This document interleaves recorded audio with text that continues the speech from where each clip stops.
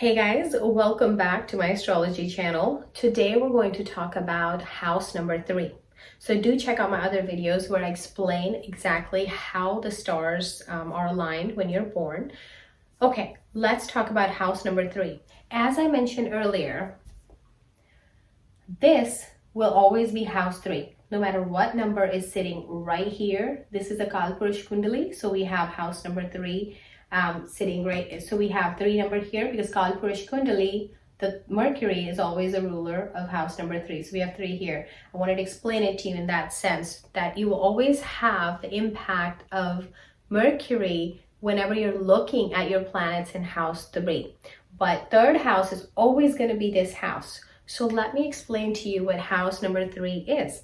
House number 3 is your younger siblings, especially your very first younger sibling. That's going to be house 3. Now, if you want to go into more in detail about your next sibling and next sibling, we're just going to go down 3 houses from there. So house 5th would be your second younger sibling.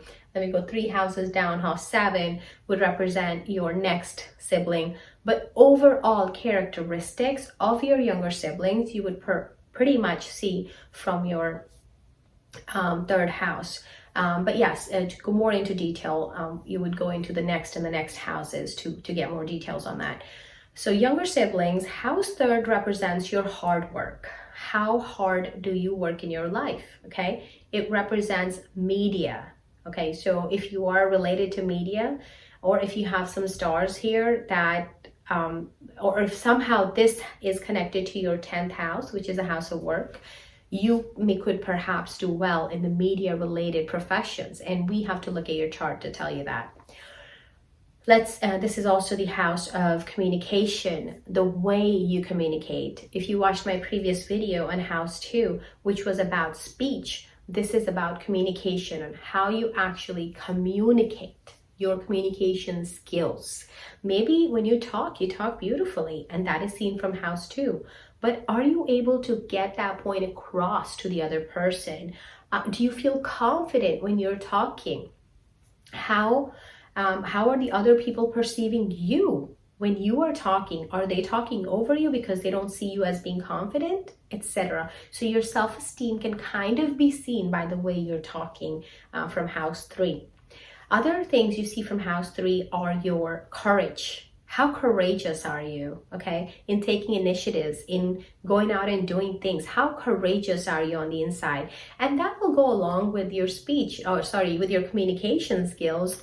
If that's lacking there, then you may have that courage lacking inside of you too, right? Because if you have courage, you will know what to say, how to speak, right? And similarly with hard work too, if there's things lacking in there, you may lack in working hard on fixing that. But once we fix that house for you, things should improve. You should have good communication skills. You should have courage. You will become hardworking. So those are the things that we will talk to you about if you ever connect with us. So younger siblings, communication, hard work, courage, and your short travels, okay? The kind of travels that you do, maybe you just about, an hour-long travel, 30-minute long travel, maybe just a 2-day, 3-day travel where you go, you stay there and you come back, or you go and you come back overnight. All of that stuff is seen from the 3rd house.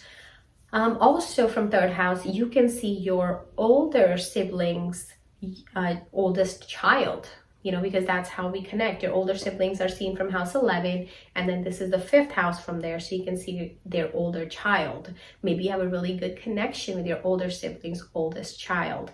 So those are the things you'll see from house 3.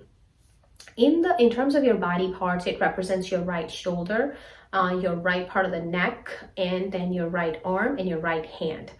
And so let's talk about now what happens give you an example. If Jupiter is sitting in your 3rd house, what is that going to do? Wherever Jupiter sits, it does take away from some of it, but all of its aspects are really great. So when Jupiter sits in that house, it may take away from you wanting to work hard. Maybe you are not as hardworking. You like to lazy around a little bit more than other people. Jupiter sitting here may give you a lot of short travels, Maybe you enjoy them, maybe you don't, maybe at some point you enjoy them, etc. Now, it also depends on whether Jupiter is malefic, functional malefic for your chart or benefic.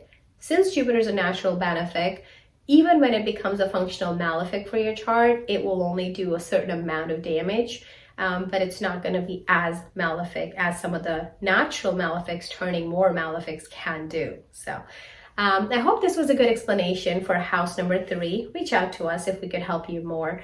And don't forget to subscribe and hit the bell icon so you don't miss out on any updates. And please hit the like button if you like this video and share it with someone. And any comments, please write them in the comments. So thank you so much for watching.